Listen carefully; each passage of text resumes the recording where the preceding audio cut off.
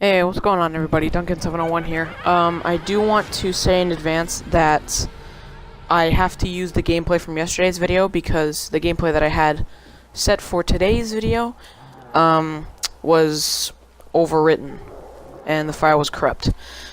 So I just wanted to get that out of the way, and we're going to be doing the top 5 best wall weapons in World at War Zombies. If you guys like the video, definitely leave a like, subscribe, it helps. And let's get into today's video. So coming in at the number 5 spot, I just have the simple but effective carbine, M4A1 carbine. Now what's good about it? It's 600 points, and it's perfect, especially for Nocturne and Toten. You know, you buy it off the wall, you use it for a few rounds because it's pretty good on points. You can get a lot of points with it. There's nothing really special about it, and that's why it only comes at the number 5 spot and not any higher. I just think if it had a little bit more damage, it would have been higher. You know, I've never really pack-punched it on Derice, so I don't know how it is pack-punched either. But that just goes to show it's just good for the lower rounds when you're in need of points. Coming in at the number 4 spot, I actually have the double-barreled shotgun. What's good about the double-barreled shotgun? Well, it's a classic shotgun, first of all. It's a classic. High nostalgia factor, for me anyway. Has a very high nostalgia factor. Obviously, since the double barrel, it's got 2 shots in the barrel, and I want to say 20 in the reserve. Don't quote me on that, but I think it might be 20 in the reserve. But it is a great weapon. It's a one-shot until double digits easily. From when I used it, it was double digits. And it's just a great gun to have as a secondary. You know, you have your submachine gun or AR at your primary position, and then that moment when you get stuck in the corner, you just pull that out and shoot, and it actually gets you through those situations. I've had a couple situations where I've had to pull it out and shoot, and it actually worked. So that's why it goes to number 4. It's just really effective, but not as effective as these other ones. Coming in at the number 3 position, I have the FG42. It's a great wall weapon, and that's one of the factors that's incredible. It's a wall weapon. You can buy as much ammo as you want for it, and when it becomes pack-a-punch, it just makes it all that much better. The fire rate is incredible. It's got an amazing fire rate, probably too much of a fire rate. It's one of those weapons where you don't even need double tap for, because you'll just run out of ammo super quickly, and it's not even worth it. But you know, you pack-a-punch it, it just gets better. And it's better on the higher rounds, especially because if you're in need of some points, say you went down and you lost all your perks, obviously, if you're playing, I'm talking mainly on the Derice remake, if you lost all your perks, you went down, you come back up and you have no points, just spray a couple clips with that thing and you're good to go. You're good to go. You can get all your perks back. It's a really good point gun and a really good damage gun, and that's why it comes in at this spot. Speaking of a good variety of damage and points, I have the Thompson coming in at the number 2 spot. It's got 20 bullets in the clip, 200 in the reserve, and it's probably the best submachine gun in zombies, I'd say. In my opinion, it's my favorite submachine gun. It's a perfect mix of damage and points. You can get through the rounds, but you can also have a lot of points. And that's why I like it so much. There's just so much you can do with it.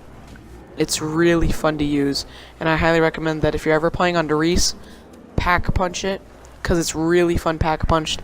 I wouldn't suggest that you buy double tap with it, because then you're just going to burn through ammo, and there's not really a point to keeping it. But yeah, a lot of these guns, I wouldn't recommend using double tap with.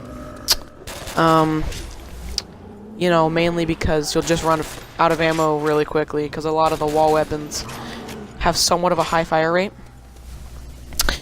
And you're just going to burn through ammo really quickly if you go ahead and buy double tap. I have some honorable mentions.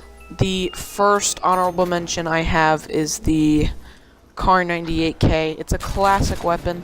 It's only 200 points, which is really cheap. You can buy it right when you start off the map. The reason that it's only an honorable mention is because I feel it doesn't do enough damage and doesn't have enough ammo to go any higher on the list. I don't think it really deserves a spot on this list compared to all the other weapons. And that's just my reasoning why.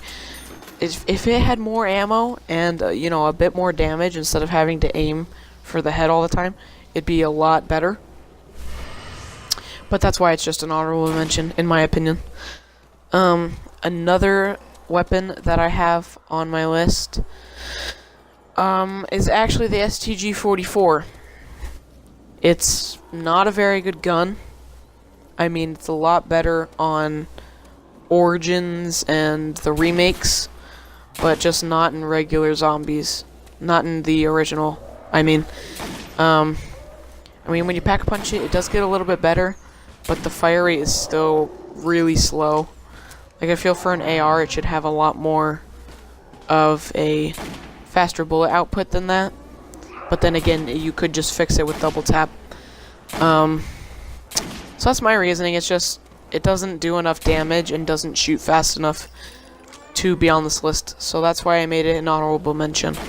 I do have one final honorable mention, and the reason it's an honorable mention is because it's not necessarily a gun, but it's still a weapon that you can use and you can buy on the wall.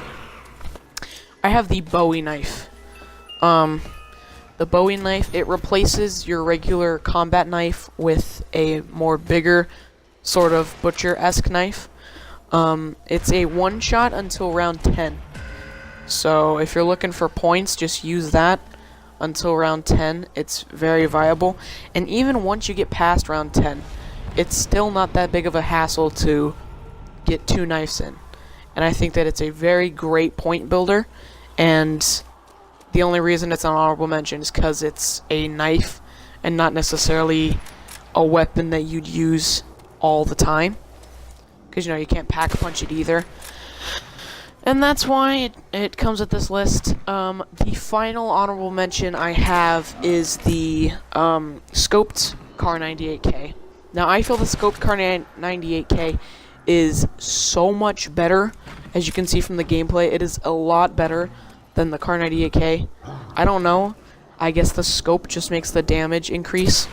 The reason that it is an honorable mention is because you guys might be thinking, well, why can't you... This doesn't make any sense. You can't get it off the wall.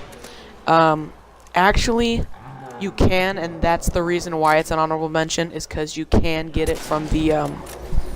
you can get it from the cabinet if you're willing to spend the 1,500 points. But I wouldn't really want to spend that much money on a cabinet, you know what I mean?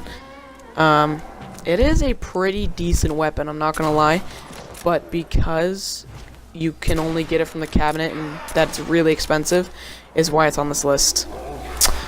And coming in at the #1 spot on the list of the top 5 best wall weapons in World at War, it's not the bar, it's the trench gun.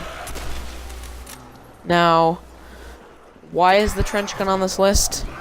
Well, it's got 6 shots, and when you pack punch it to become the gut shot, you get 10 bullets, or 10 slugs, I should say, and when you reload it, it reloads 2 slugs at a time. So, technically, it would only reload 5 slugs, and you get 10 shots, which is really effective, and especially if you have speed cola on the catwalk, you can just reload really quickly before the zombies even know that you're fully loaded. You know, speed cola and any of the shotguns is just a great combination. But that's kind of the only reasons why it's on here. If you guys like this video, definitely be sure to hit that like button. Like I said, it helps very much. And subscribe if you're new. And I will see you guys in the next video. Peace.